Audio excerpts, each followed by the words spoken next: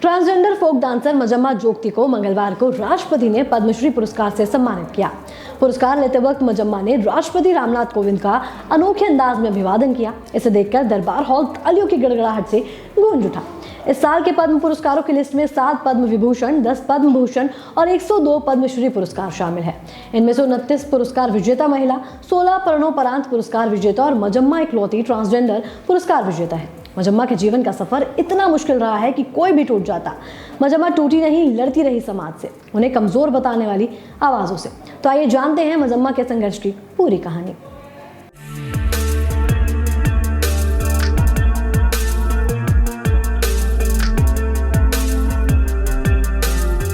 कर्नाटक के बेल्लारी जिले में कल्लुकम गांव में 50 के दशक में मंजुनाथ शेट्टी का जन्म हुआ। मंजुनाथ ने जब स्कूल जाना शुरू किया तो उसके हाव भाव और रहन सहन लड़कियों जैसे थे। उसे लड़कियों के साथ रहना पसंद था, उनके साथ खेलना और डांस करना भी। वो अक्सर अपनी कमर पर तौलिया बांधता और ऐसा महसूस करता जैसे वो तौलिया नहीं स्कर्ट हो। मंजुनाथ के भाई को लगा कि उस पर माता आ गई है। माता उतारने के लिए उसे मंजुनाथ को खंबे से बांधकर खूब मारा। उन्होंने डॉक्टर और फिर पुजारी के पास भी ले जाया गया। पुजारी ने कहा कि इसके पास दैवीय शक्ति है। मंजुनाथ के मंजम्मा जोगती बनने की कहानी भी आसान नहीं है। डॉक्टर और पुजारी को दिखाने के बाद परिजनों को अब विश्वास हो गया कि मंजुनाथ में ट्रांसजेंडर वाले गुण हैं। माँ बाप मंजुनाथ को 1975 में हॉस्पत के पास हुलीगयम्मा मंदिर ले गए, जहाँ जोगप्पा बनाने की दीक्षा दी जाती थी। जोगप्पा या जोगती वो ट्रांस पर्सन होते हैं जो खुद को देवी येलम्मा से विवाहित मानते हैं। ये देवी के भक्त होते हैं। देवी येलम्मा को उत्तर भारत में रेणुका के नाम से भी जाना जाता है। दीक्षा के लिए मंजुनाथ का उडारा काटा गया। उडारा लड़कों की कमर के नीचे बंधा एक तार होता है।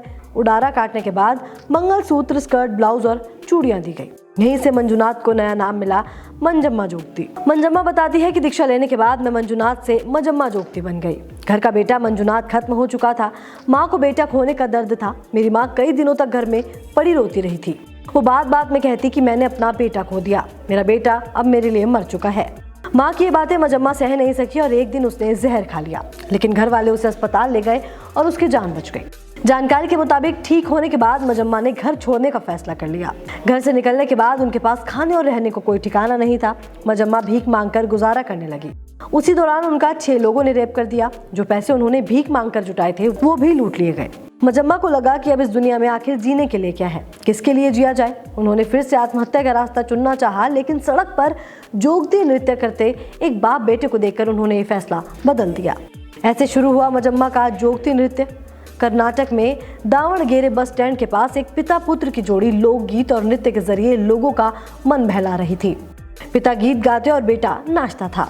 बेटा सिर्फ नाच ही नहीं रहा था, बल्कि स्टील के घड़े को सिर पर रखकर उसे बिना गिराए अपनी कला का प्रदर्शन भी कर रहा था। और वो इसी अवस्था में जमीन पर गिरे सिक्कों को अपने मुंह से उठा रहा था। यही जोगती नृत्य है। दूर खड़े तमाम लोगों के बीच एक महिला बड़े ध्यान से इन्हें देख रही थी। ये कोई और नहीं बल्कि मजम्मा जोगती थी। इसी पिता से मजम्मा ने भी नृत्य सीखने का मन बनाया और उनके शरण में चली गई। मजम्मा अब रोज उस आदमी की झोपड़ी में जाकर नृत्य सीखने लगी। उनके नृत्य के लगाव को देखते हुए साथी जोगप्पा ने उन्हें एक लोक कलाकार से मिलवाया। उनका नाम था कालवा। इन्होंने मजम्मा से नृत्य करवाने को कहा। कालवा एक विशेषज्ञ थे और मजम्मा नौसिखिया।